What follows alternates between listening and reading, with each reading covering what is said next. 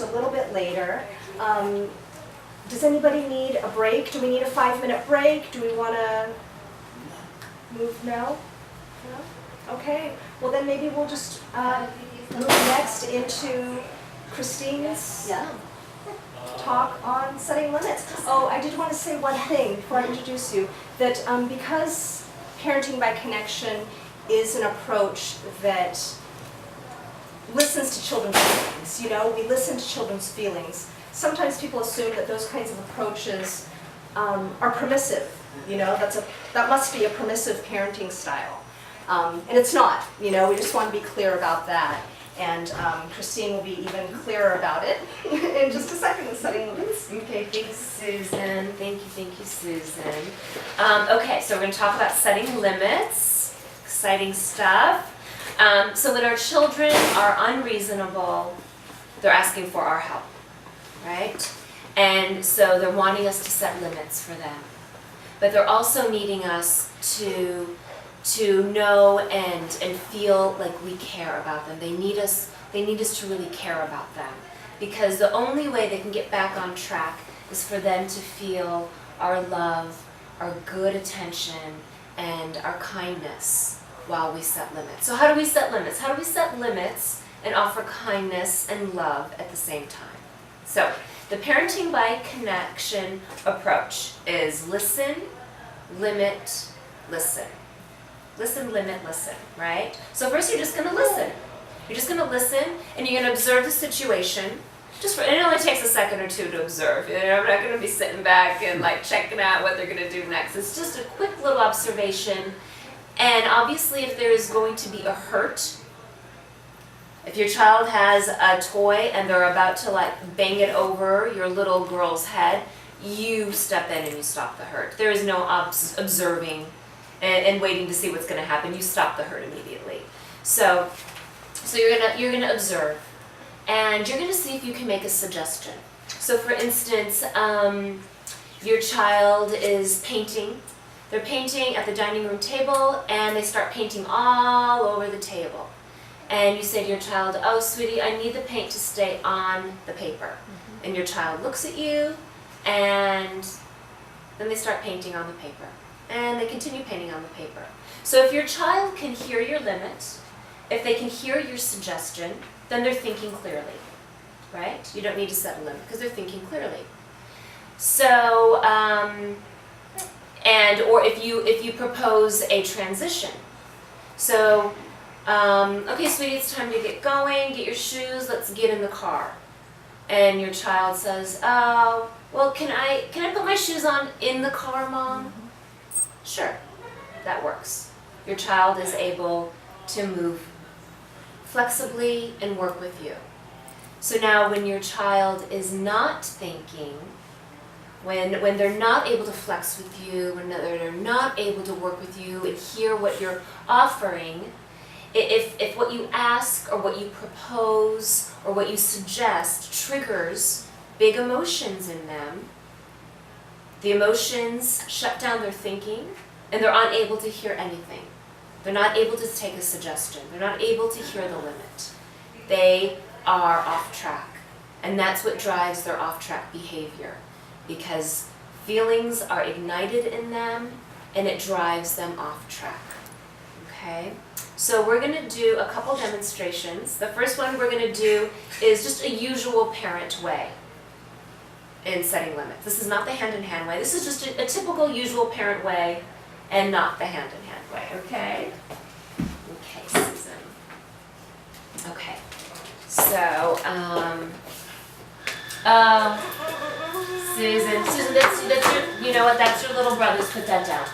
No, it's my pop. Susan, that is your little brother's that Grandpa gave each of you a lollipop. Where is your lollipop? Put that down. You know what, no, Susan? This is my lollipop. Oh my God, you take his stuff all the time. Susan, you know what I'm going to do? Lollipop. I am going to take away that brand new little dolly of yours. No! Yes. Put that down right now, Susan. It's my lollipop. Right? So, it's not going anywhere. She cannot hear me. She is not thinking. And it's just not successful. It's just not successful. So when just remember this, when a child had, oh, I hope that wasn't too loud for her. Was I too loud? No, Oh, she's no. having A little baby. I'm like yelling. The little baby right over there. So just remember that when a child can't think, their behavior is unreasonable. And when their behavior is unreasonable, it's because they can't think, right? If she's not able to take in good information, like, oh, this is my brother's, okay, that's right, I'll put it down. Then she can't think. She can't think. She's doing unreasonable behavior. And you know, and I can tell Susan, I can talk to her, I can be patient, I can be kind, I can keep telling her all these different things, and it doesn't matter. It's not going to go into her head. She can't hear it because she is just triggered and her brain is off track and she's not able to take anything in, right? And it's unsuccessful. I get irritated and nothing good comes from it. And if it's not this, okay, then maybe she'll eat it anyway. She'll throw it down, maybe it'll break. And then a few minutes down the road, she's going to be into something else, another off-track behavior that is a problem and is going to fuel you and ignite you even more and be more and more irritated with your child. Like, oh my God, can't they hear me, right? It's going to be one thing down the road and then another thing down the road, unless we can move in and set the limit and let them have a big release.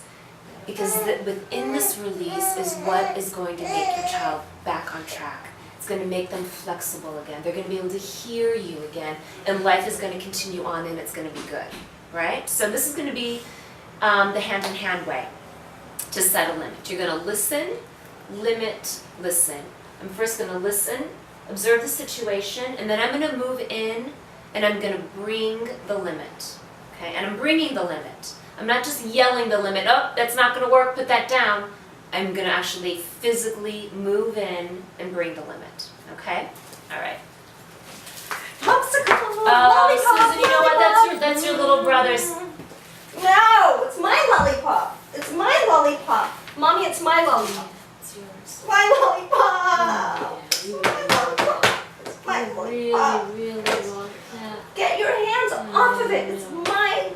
It's my lollipop. Really want that. It's my lollipop. It's my lollipop. You're a bad mommy. You're a mean, mean, mean mommy. I know it's hard.